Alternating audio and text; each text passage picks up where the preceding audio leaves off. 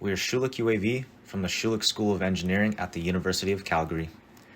Our team consists of 4 subteams: mechanical, avionics, software, and business. My name is Jared, and I'm the co-president and mechanical lead in charge of the mechanical design for the plane. Alex is our co-president and software lead, in charge of all things software and electrical integration. Tanish is our junior exec for software, who also works on electrical integration for the plane. Charlie is in charge of the image recognition software. Miles, our avionics team lead, has integrated various lower-level components such as the camera, Raspberry Pi, and radios. Hazik, on our mechanical team, has led the fuselage manufacturing and integration with electrical. Khan has led the payload design, manufacturing, and integration. Alexei has led the wing and tail design, manufacturing, and integration. And Tony, our vice president, has assisted in the development of software and electrical systems. Our UAV is a fixed-wing drone with twin propellers mounted on the wings. It has a wingspan of 11.5 feet and is approximately 40 pounds fully loaded. Its cruise speed is 60 miles per hour fully loaded and is capable of flying over 80 miles per hour.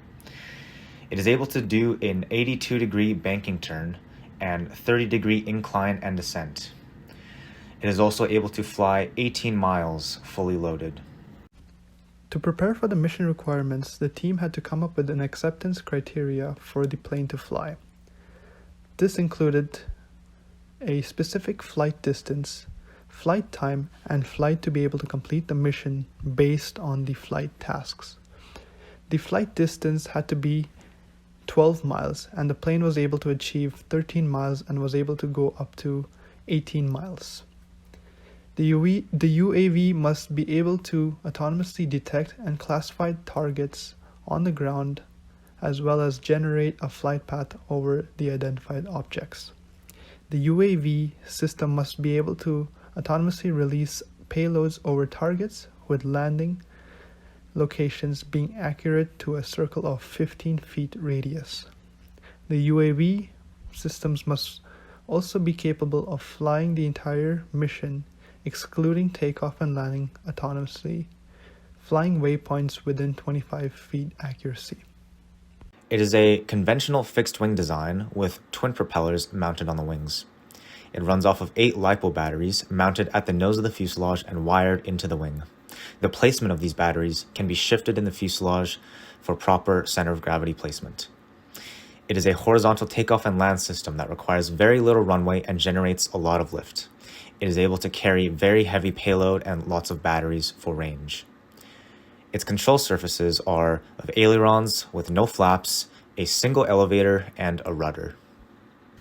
The electronics on board include a Raspberry Pi and Raspberry Pi global shutter camera to take images, as well as a connected Rocket M5 wireless bridge used to send images to the ground station. A Pixhawk flight controller controls the aircraft motors and control surfaces, and a RunCam FPV camera and transmitter provides live video feed from the aircraft. Electronics excluding the wing motors are powered by a separate 6-cell LiPo battery.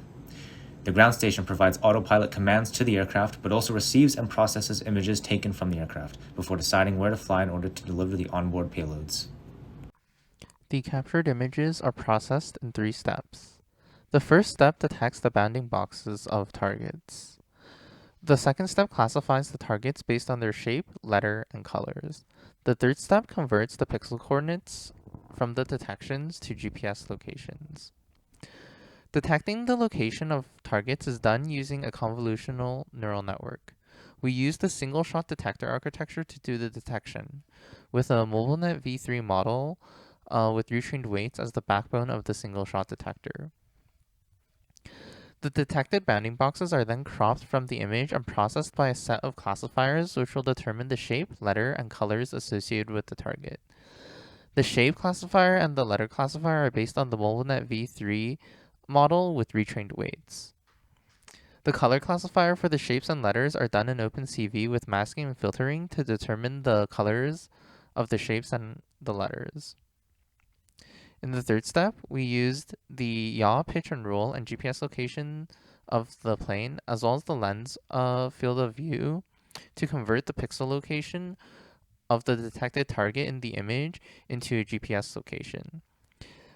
These GPS locations across multiple detections of the same target, which will be defined by the shape, letter, and the respective colors, are fed into a Kalman filter to determine the actual GPS location of the target. The payload drop is 5 water bottles, each attached to their own respective parachutes for safe landing. A servo motor will release the water bottle, and a second servo motor will release the parachute. And the parachute is sized according to the desired terminal velocity using the drag equation. The parachute will act as a drogue chute, pulling out the water bottle from its mounting mechanism. There will be a total of 10 servo motors hooked up to a Raspberry Pi that is connected to the rocket M5 to receive the signals to drop from the ground station. When determining the drop time for this, we have to account for wind speed, plane coordinates at the drop, and the coordinates of where the water bottle lands. These factors will all be taken into account through trial and error testing. To communicate with our aircraft from the ground, we have 4 different radios. First, we have the SIC radios used for telemetry, and they run at 433 MHz. These are our primary link to our autopilot, and they are used to retrieve critical data such as location, speed, attitude, mission status, and so on, and to update mission data such as waypoints, geofences, and more. Next, we have the Rocket M5, which runs at about 5 GHz. The Rocket M5 is our high-speed link between the ground station and the onboard Raspberry Pi, and its primary purpose is to transmit images taken from the aircraft so they can be processed at the ground station. For this purpose, we expected the Rocket M5 to provide a link speed of at least 10 megabits per second. Additionally, in the case of a SIC radio failure or a loss of signal, it can act as a backup by forwarding messages to the PICSOC, which is our autopilot, through the Raspberry Pi using the Mavlink protocol. Next, we have the FrSky L9R and its associated Taranis X9D controller. These run at 2.4 GHz and are similar to what you would find on an RC plane. They are used by the safety pilot as a manual backup and override to the autopilot with an expected range of greater than 1.5 kilometers. Finally, we have our FPV transmitter, which runs at 5.8 GHz. This sends an analog real-time video feed from the aircraft to a team member on the ground to provide an extra layer of obstacle avoidance. In the design phase, the ranges of all these radios were expected to exceed the distance from the tents to the furthest corner of the mission flight boundary, and they did so, as will be discussed in the communications performance section of this video. Our aircraft is a conventional twin-propeller fixed-wing UAV with a wingspan of 11.5 feet and a chord of 1.4 feet. The wing is a rectangular planform and uses the S-4310 airfoil. The aerodynamic analysis for the wings was done using XFLR5 for the greatest lift-to-drag ratio at the desired weight and speed. The stability analysis was also done using XFLR5. The propulsion system is mounted on the wings, and therefore FEA analysis using FEMAP and Nastran was conducted to ensure the structural integrity of those wings. The batteries were placed in the fuselage to be able to control the center of gravity placement at quarter chord upon assembly. The max takeoff weight is 40 pounds, including a 7-pound payload. The wings and tail were manufactured using a CNC hot-wired foam core with a carbon fiber wet layup over top under vacuum pressure. The fuselage was manufactured through a lengthy process of milling a foam plug and priming it to create a fiberglass mold, in which we would wet layup each half of the fuselage with carbon fiber and core mat under vacuum pressure and then fuse the two halves together. It is a monocoque structure with an open front to allow for easy access to the electronics tray to slide out the front. The autopilot on board the aircraft is the Ardu plane, a branch of ArduPilot that is running on the PICSOC flight controller. ArduPilot is a popular open source autopilot software that is capable of operating the entire aircraft autonomously based on the commands sent from the ground station. Mission Planner is the software chosen for use as the ground station, as it is capable of controlling all aspects of the aircraft as well as uploading flight plans and waypoints to the aircraft. For moving obstacles, due to the lack of an interop system in this year's competition and the difficulties associated with reliably detecting quick moving targets, such as other UAVs, we have decided to task a team member with keeping an eye on both the FPV feed and the plane itself to determine whether any evasive action is needed. A multi-rotor aircraft was considered as an alternative to the fixed-wing aircraft design. A multi-rotorcraft would allow for much greater precision for payload delivery, but would need much higher power capacity in order to meet the same endurance and payload carrying capabilities of the fixed-wing design that was used. Another alternative considered was to perform all processing of images on the aircraft instead of at the ground station. This would allow the aircraft to perform the entire mission autonomously even with Rocket M5 connectivity issues, but would make monitoring the ODLC system more difficult. As well, it would require more powerful computing hardware on board the aircraft, increasing weight and battery capacity requirements. During manufacturing and testing, all SUAV members adhered to the safety protocols established by the University of Calgary. Developmental risks and hazards were identified, and management plans were implemented to mitigate them. These include having all members complete training before operating power tools to reduce the risk of injury, and having all members wear filtered masks when working with carbon fiber to prevent breathing in dust or fumes released by the materials. The risk of potential failures that may occur during the mission were also identified and plans were implemented to mitigate these. This includes having a switch for allowing the safety pilot to manually control flight in the event that the autopilot fails, as well as ensuring that the safety pilot has been trained and has over 25 hours of flying experience. The image processing and ODLC system has not been fully tested in flight, but the system to embed GPS coordinates and send the images to the ground station has been implemented. As well, the machine learning models to perform the detection and classification have been trained on images collected from a DJI Mini 2 camera drone. The models have over 90% accuracy for their predictions and are able to consistently detect and classify objects. For our airdrop, the bottles will only fit inside the fuselage horizontally and are thus reliant on a force to pull them out. That force will be the parachute acting as a drogue chute as it deploys. However, we did not have enough time to be able to test this in the air. Because of the nature of how this drops, we require more ground tests before we're confident it will deploy in the air. Our plan to test this is to rent a flatbed trailer and strap only the fuselage on with the full payload inside, driving at cruise speed and deploy it with a GoPro mounted on the side to capture the video.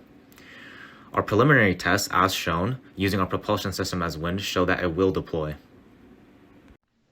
Now we will run through the communications performance of our 4 radios.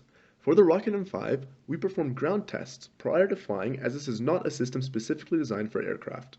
Ground tests consisted of finding a large open area and walking the radios from each other until we reached and exceeded our needed range. We achieved 40.5 megabits per second up and down at 1.1 kilometers or 0.683 miles, which comfortably covers the maximum distance the plane could be from us inside the mission flight boundary. At this distance, we suffered only 1.8% packet loss. Both the SICK radios, used for telemetry, and the FR Sky radios, used as a manual backup for the safety pilot, did not have any connectivity issues at any point during testing. In-flight range tests performed on these exceeded 0.3 miles or 500 meters. For the FPV transmitter and receiver, the signal is analog, and thus there are no packet loss or throughput figures to report. However, range and signal strength can be estimated through the amount of noise visible on the FPV monitor, and in our flight tests, noise never exceeded a reasonable level. In terms of our aircraft performance, we've conducted a total of 7 test flights so far, and we've determined that our aircraft is very stable and controllable, likely due to its twin propeller design and large control surface area and deflection. It is capable of massive speed and range. 84 miles per hour max speed and 13 miles of endurance were reached during testing. However, we believe it is capable of more, all while fully loaded. We've also determined through testing that our aircraft is able to fly through 25 mile per hour wind gusts while fully loaded. Our aircraft was also able to achieve all of the flight performance requirements with ease. For the requirement of flying 12 miles fully loaded in a single flight, we achieved 13 miles. For the requirement of a turn radius of 150 feet, we have achieved 100 feet. For an angle of climb and descent of 20 degrees, we achieved 30 degrees. Staying within 75 to 200 feet altitude was more than easy, and the takeoff and land requirement was achieved in 200 feet. For our autopilot performance, autopilot on the aircraft was not able to be set up and calibrated in time. The autopilot used is very capable of controlling the aircraft, but the default tuning parameters did not maintain pitch as autonomy testing was performed. Further testing would have allowed us to adjust the PID controls to properly control the aircraft altitude in order to fly autonomously.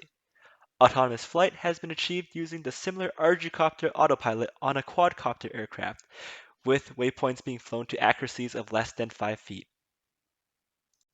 For object avoidance performance, the FPV transmitter and receiver systems have been set up and tested with the aircraft, although full-scale object avoidance has not yet been tested. The mission testing done by the team consisted of different sections being tested individually. These tests included payload drop testing, payload release testing, ground testing for electronics, stationary propeller testing, communications testing, autopilot testing through multirotor and plane, aircraft flight with full payload, and full endurance testing.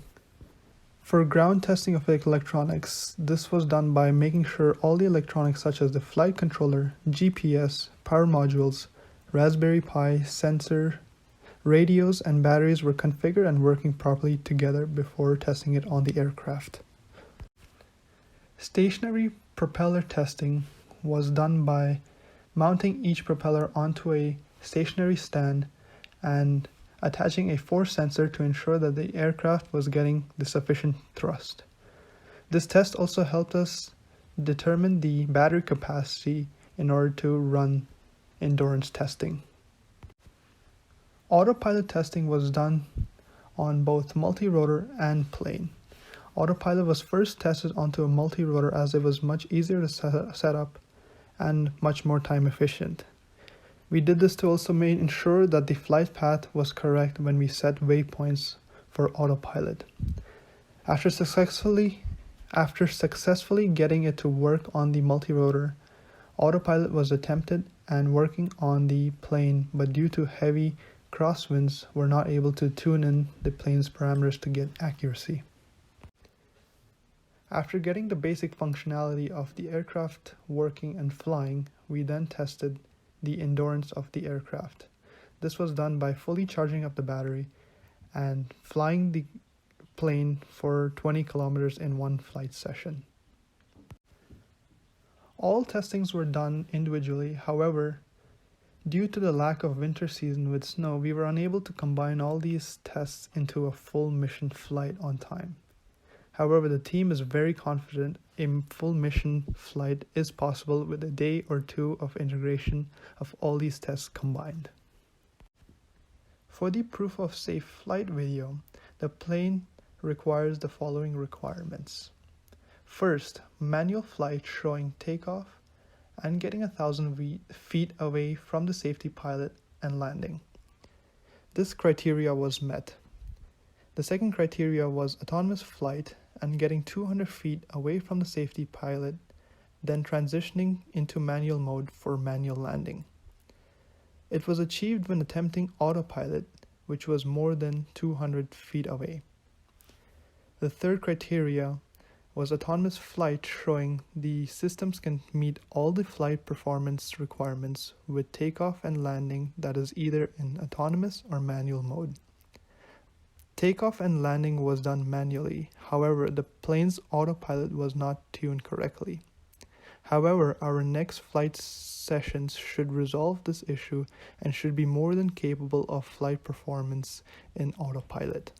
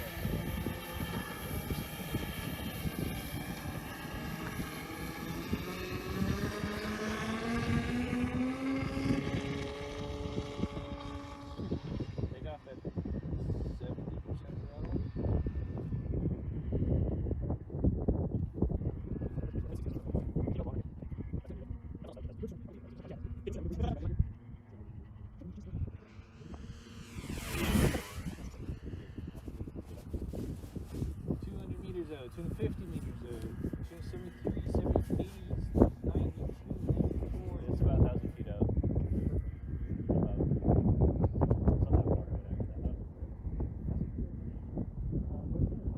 55% probably about. Is that your bus? Yeah, it's like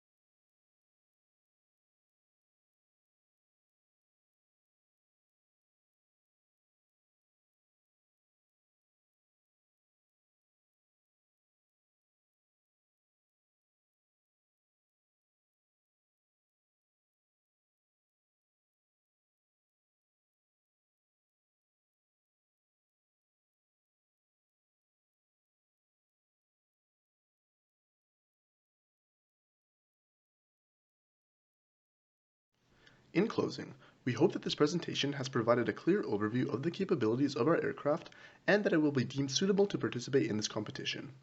We would like to thank you for watching this video and considering our submission.